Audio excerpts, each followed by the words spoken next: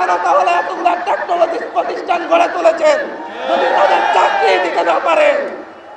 চাকরি না দিতে পারলে তাহলে কি বেকার খাটুনি খাটানোর জন্যই জনগণের টাকা খরচ করছেন?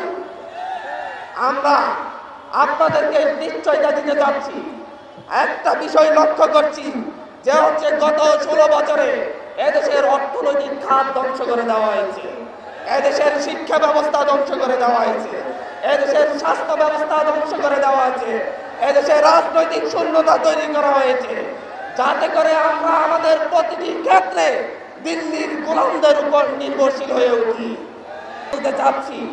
আমরা বলে দিতে চাচ্ছি অতি দ্রুতই এদেশের প্রতিটি মেডিকেলে, প্রতিটি হসপিটালে এদেশের যোগ্য শিক্ষার্থীদের নিয়োগ নিশ্চিত করতে হবে।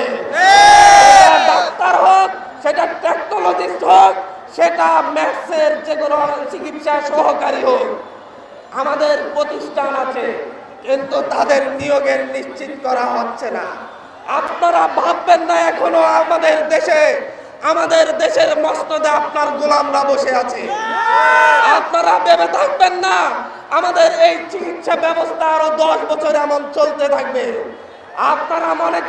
আপনারা ভাবতেছেন শেখ হাসিনা যেভাবে এদেশের চিকিৎসা ব্যবস্থাকে ধ্বংস করে দিয়েছে, এদেশের যোগ্যদেরকে, এদেশের শিক্ষার্থীদেরকে মেডিকেলে নিয়োগ না দিয়ে যেভাবে এক শূন্যতা তৈরি করেছে, চিকিৎসার শূন্যতা, সেই শূন্যতা বজায় থাকবে। আমরা জানতে চাইব বাংলাদেশের প্রতিটি হসপিটাল কবে নিজস্ব জনবলে শক্তিশালী হয়ে উঠবে। আমরা জানতে চাইব কবে নাগাদ বাংলাদেশের সাধারণ মানুষ চিকিৎসা সেবার জন্য তাদের নিজেদের যে কোনো ধরনের টেস্ট করার জন্য সরকারি হসপিটালে সকল ধরনের সুযোগ সুবিধা পাবে। এই সুযোগ সুবিধা নিশ্চিত করার জন্য আমরা লড়াই করে যাব ইনশাআল্লাহ।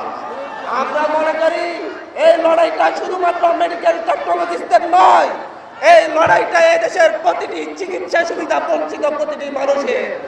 আমরা মনে করি শুধু মেডিকেল টেকনোলজিস্টদেরকে বঞ্চিত করার মধ্য দিয়ে শুধুমাত্র তাদেরকে চাকরি থেকে বঞ্চিত করা হয়নি, এর মাধ্যমে বঞ্চিত করা হয়েছে এদেশের কোটি কোটি মানুষের সুচিকিৎসা থেকে।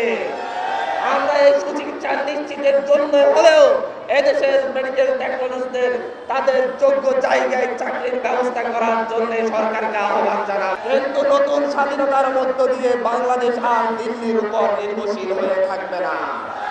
বাংলাদেশের মানুষ তাদের নিজ পায়ে দাঁড়াবে। বাংলাদেশের মানুষ তাদের নিজস্ব হসপিটালগুলোতে নিজেদের চিকিৎসার ব্যবস্থা নিশ্চিত করে ছাড়বে।